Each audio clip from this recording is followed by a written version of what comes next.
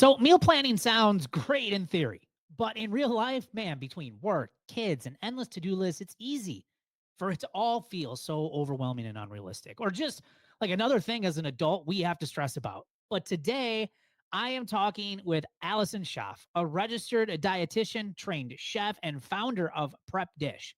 This is a meal planning service that's helped thousands of people, busy families, actually simplify their evenings and enjoy healthy, stress-free meals. Now, if you've ever thought that meal planning was too complicated, probably just like me, or time consuming for sure, this episode is going to change the way that you see it. Let's jump in. Hey guys, welcome to today's show. I'm Brad Nelson, founder of Debt Free Dad. I paid off about $45,000 of debt, have been debt free now for more than 12 years outside of my mortgage.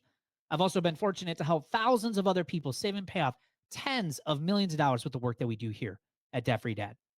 Now, after listening to this episode, if you're ready to take things to the next level, you're ready to break free from living paycheck to paycheck, you want to reduce financial stress, you want to build more savings, you want to finally pay off your debt for good, but maybe you're like many, including myself at one time, you're just not sure where to start.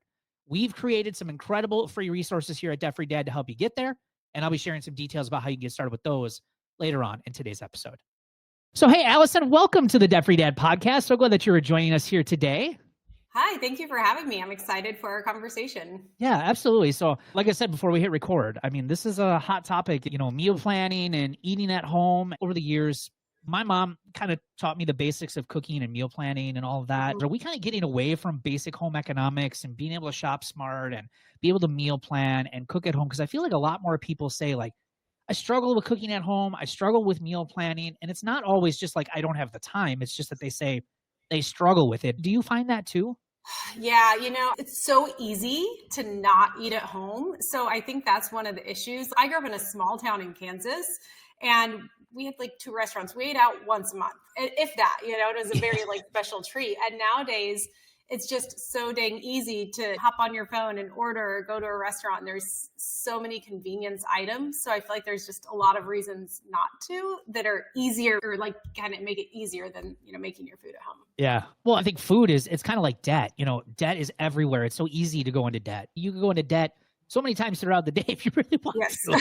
With buy now, pay later and all that. But I think food's the same way. I mean, it's everywhere. It's so accessible. It's just easy to spend the money. So I'm just curious, like, what inspired you to create Prep Dish and what got you into this and got you started with all of this?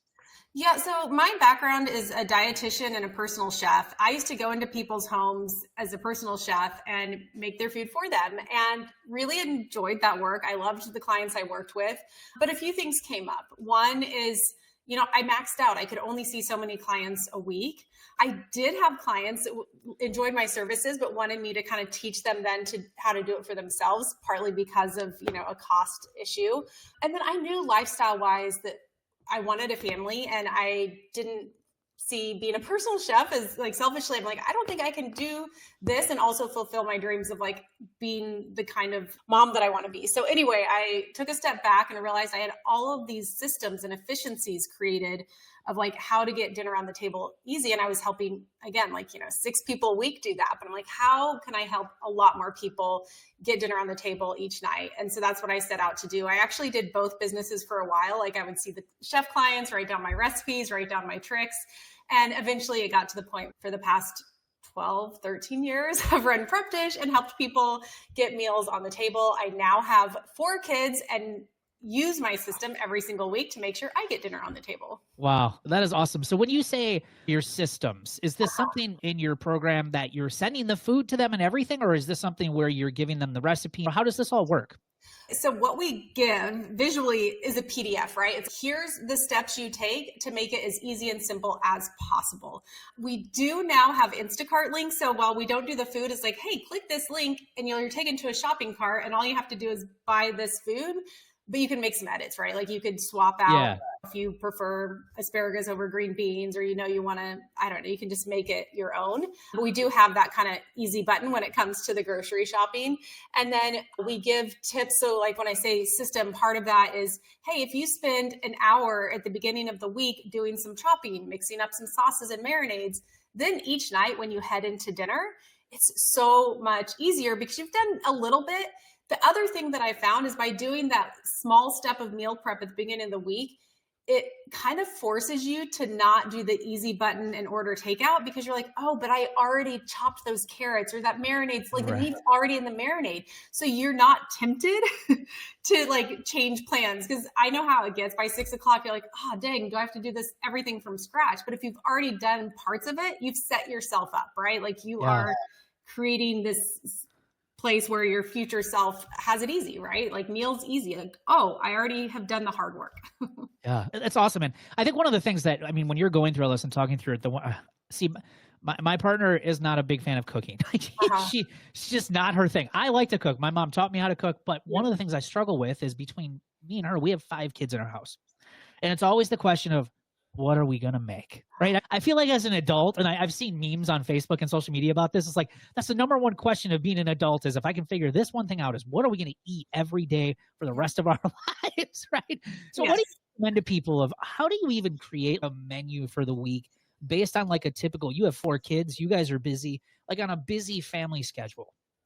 Yeah. Well, first of all, just deciding to come up with the answer to that question beforehand, right? Like that is the number one key.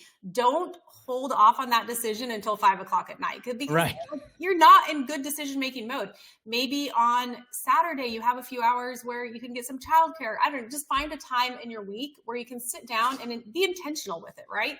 This will help with health. This will also help with money, is if you can be intentional with, okay, what are we going to eat each, like look at the calendar, which nights are we going to be home, come up with the decision ahead of time. So that way you're making a better decision, right? So that's kind of the very first step. And then from there, figuring out what and the types of foods and all of that, like you'll kind of over time figure out what works for you and your family. Of course, at Prep Dish, that's what we do for people. We hand them a list and we're like, here's what's for dinner each night this week, and buy the groceries and off you go. Yeah, I love that. And do you guys get to like pick? Because obviously if you've got kids that maybe are more, or even adults, heck, that are more picky eaters, do you get to pick the recipes that you guys have, or how do you guys work that? So the way ours are designed is they are completely done for you. Now we do that for a few reasons. One of them is we like to have the recipes play well with each other. And when I say that, I mean, if you use half an onion here, we're going to use it later in the week. We're not going to have you buy an entire bunch of basil and only use 2 leaves, right? Like we want to make sure you don't have food waste. And we also want to make sure, like, hey, maybe you make pesto and you use it on Monday as a dressing, and then a few days later as a marinade, or, you make a big roast today and tomorrow you use it for tacos. So we're trying to kind of maneuver that. Now, in terms of like, hey, I know that my kids don't like quinoa, just swap it for rice. Like you can kind of make it your own in those ways, but we do kind of a pre-done, like you don't even have to think about it. Here's what to do. And then, tweak as you see fit. And, for picky eaters, another idea is like, hey, here's the meals. Maybe at each meal, add in a food ingredient that they're more familiar with so that they will not be overwhelmed at the meal and they can have that. And then maybe, we'll try something else at the table. Yeah. So when it comes to the actual, the prep work of it, like on average, what do you see when people say like, how much prep work do I have to do for a meal plan for a week? Like what do you typically on average see for how many hours of work that is? Yeah, so we have 4 different meal plans. One of them specifically is called our super fast meal plan. We guarantee on that it's an hour of prep or less. The other ones, can take 1 to 2 hours, or kind of depends. Now, there's a few ways around that. What I like to do is I like to do my quote unquote prep time. I like to add that into a meal prep that I'm already doing. So either Sunday lunch or Monday dinner, I just kind of start my preparation a little bit before. And maybe as I'm making my Sunday lunch, I'm prepping all my vegetables for the week. And then as we're cleaning up the kitchen, I like to do this because my husband can help clean up the kitchen. And then maybe I'm doing the sauces and marinades. So yes, I've done an hour of meal prep, but I really just feel like I made lunch and cleaned up and fit in these tasks as I was doing that. So there's kind of ways to trick yourself into it so it doesn't feel so overwhelming. Yeah. You mentioned food waste earlier, and there was a statistic, I think it was like savethefood.com. And they had a statistic out there that says the average family of 4 will throw away at least $1,500 worth of food a year. That comes out to like $125 a month. Wow.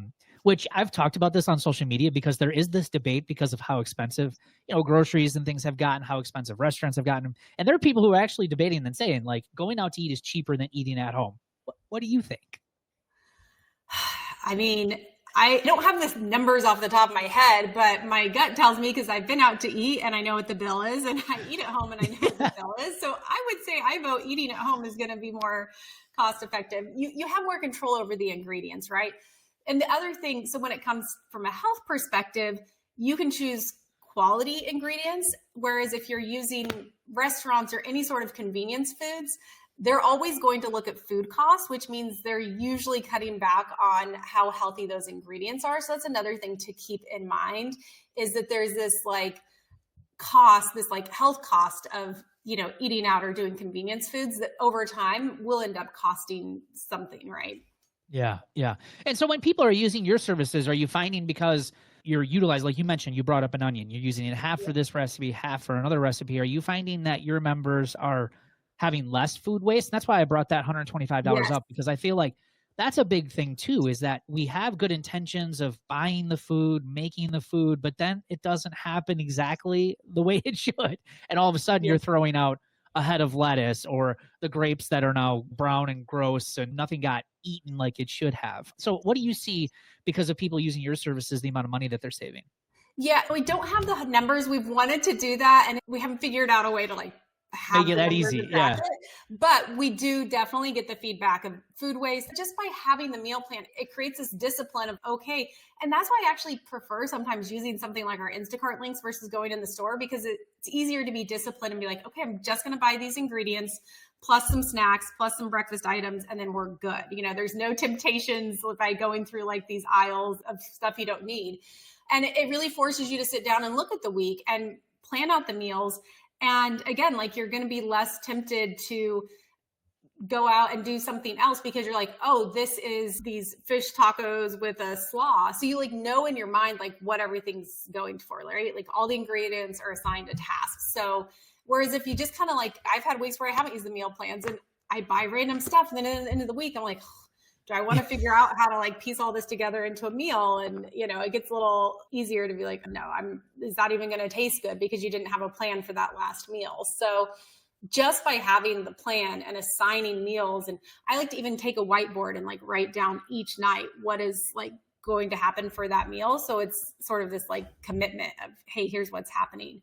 So for sure, the food waste, the biggest money saving though that people talk about is we eat out less. Even by eating out less one day a week, I mean, the service pays for itself really quickly, right? Because it's like, if you don't eat out or if you don't even Uber Eats and stuff like that, like there's all these fees. It's, oh, it's $20, but it's this and that. And then the fee and this fee. And next thing you know, your food budget for the week.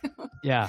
Well, I mean, the other thing too is a lot of people will miss is, yes, there is this time commitment, but what I think a lot of people don't realize is like when you go into your grocery shopping and you have a list, there's less impulsive spending because you have a list of the things that you're going to buy. I mean, there's a statistic out there that we use from Shopify that says upwards of 50% of all groceries are spent on impulse, meaning we weren't planning on buying those when we walked into the store. And the grocery store itself, now I think online ordering is much better personally, but the grocery store, if you go into a physical grocery store, is built and set up to get you to spend more than you planned on spending. You know, for a lot of people, I think having that meal plan is so good because it's just, this is all I need to get. Don't buy anything else, especially if you're doing online ordering, because it makes it so less tempting of you're not in there smelling the deli stuff. You're not in there like you're just outside of the store, just get what you need and you're done. Yep. Just avoid those suggestions. I've noticed at the end, it's like, you're done. And then you click and they're like, we suggest, because they know your history. And I'm like, nope. Yeah. Oh, I do need that. Yeah, I know exactly what you're talking about. So they do have one little temptation, but if you can bypass that, you're good. Yeah.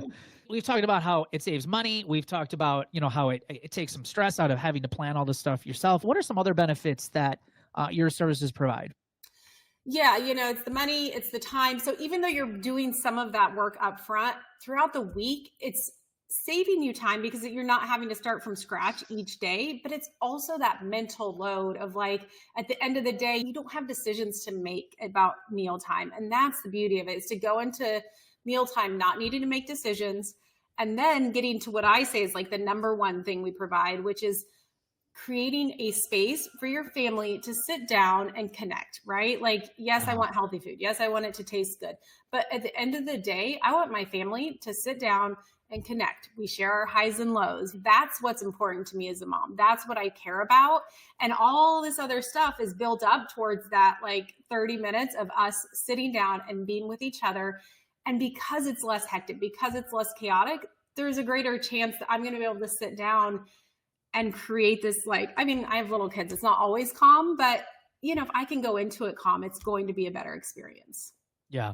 And there's so much data and so many studies that they've done of the benefits of sitting around as a family and eating dinner together. Oh my gosh. Yeah. You should go through a list and look at all of the benefits of sitting down to a family meal. I mean, less likely to do drugs, less likely. The list goes on and on and on of how important family meals are. Yeah. So any tips for kids and meal planning and things like, you know, because again, I think kids are a little bit more challenging. Like I said, we have 5 that are here and they all like different things. So any suggestions for that? Oh my goodness. I have so many suggestions. Just as you can imagine, having run this for 12 years, like we get a lot of questions about picky eating and involving kids.